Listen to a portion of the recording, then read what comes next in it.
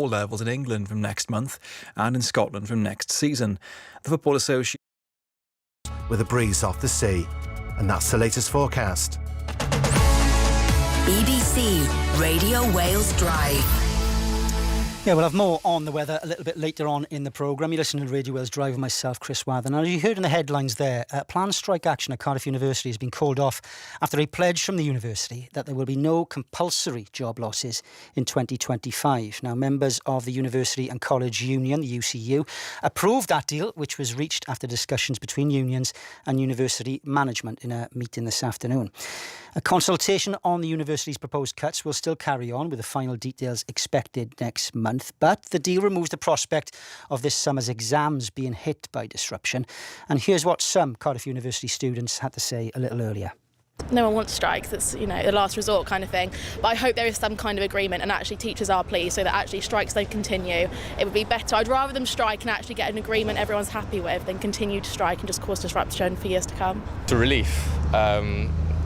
It's great that I get the chance to probably graduate without a hitch. Really, it's been a bit of a turbulent time, so it's kind of makes it easier for me. I think although it's good that staff have got a bit more time and a bit more leeway, I guess, they're still fearing losing their jobs and our courses are still going to be cut. So even though they're still not striking, I think we need to keep fighting and keep protesting and keep standing at the lecturers' sides, really. Some views from some Cardiff University students a little earlier. Now, our education and family correspondent, Bethan Lewis, is outside Cardiff University right now. Bethan, good evening. What's been agreed here then? Yeah, hi, Chris.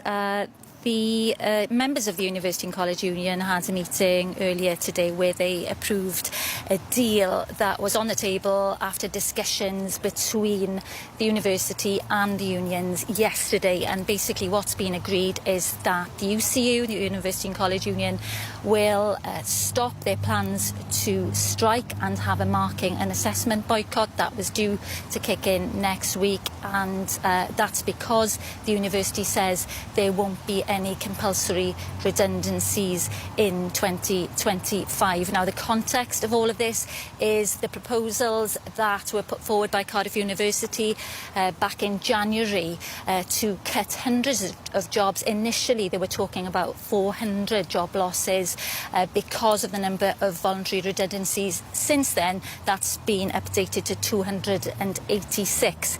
Also, as part of the proposals, a plan to cut some departments. Now, there have been some developments with that over the past few weeks. Initially, they planned to close the nursing department. It looks like there's a bit of a reprieve for nursing, but still plans on the table to cut other departments such as modern languages and religion and theology and others. So immediately, it means that there won't be strikes, there won't be that disruption to exams potentially over the next few weeks.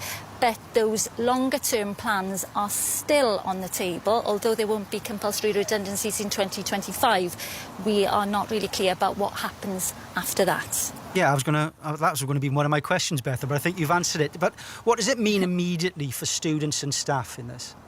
Certainly the students as well. We heard some of them then and were worried about a summer of chaos, as it was described. Yeah, that's what the university had warned when they announced these strike dates. There were due to be 8 strike dates and then this marking and assessment boycott. And, memories are still quite fresh of the disruption back in 2023. That was a UK-wide dispute between the UCU and universities, and there was a huge amount of disruption, including to exams, and many students weren't able to graduate on time. It was months before some were able to graduate. So that has been averted by this deal today.